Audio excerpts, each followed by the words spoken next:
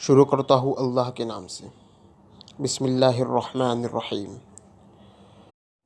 आयशा की मौत की ज़िम्मेदार एथियस मानसिकता है।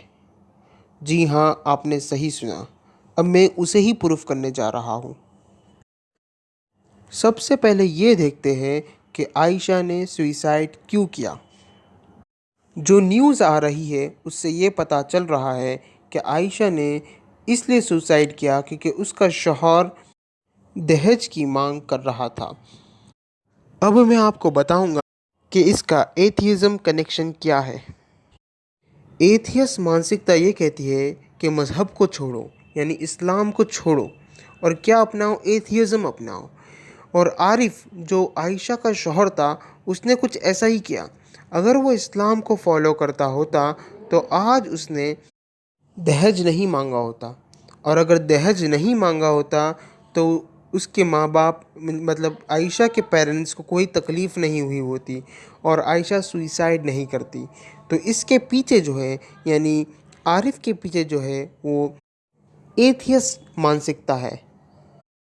अगर आरिफ इस्लाम को 100% फॉलो कर रहा होता तो वो दहेज की मांग कभी ज़िंदगी में नहीं करता, क्योंकि इस्लाम में दहेज हराम है। चलो अब इस कहानी का दूसरा पहलू देखते हैं, जिसमें आयशा ने सुइसाइड किया जब शौहर ने उससे दहेज की डिमांड करी। चलो अभी देखते हैं सुइसाइड के पीछे की एथियस मानसिकता। अगर आयशा इस्लाम को 100% फॉलो कर रही होती तो उसे ये मालूम होता कि इस्लाम में सुइसाइड करना हराम है।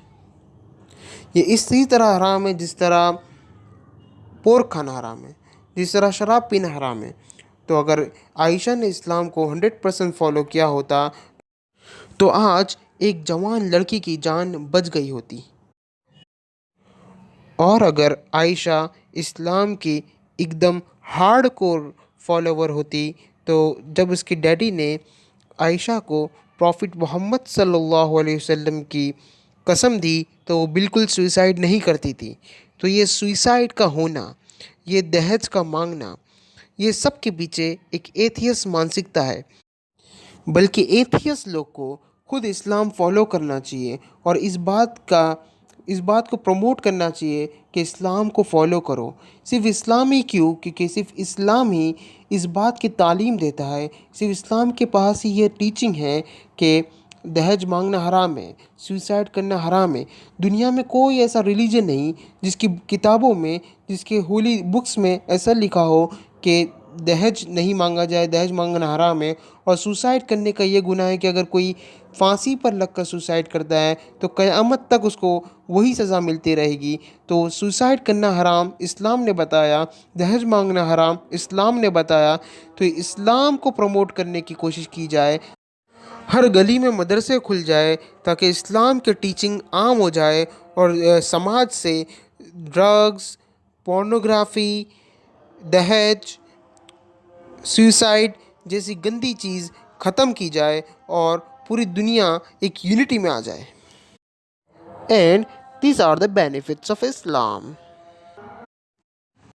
अभी लास्ट में मैं तुम्हें कुछ अंधभक्तों की कमेंट्स दिखाऊंगा जो मुझे ज़फ़र हेरिटेक के कमेंट सेक्शन में मिले,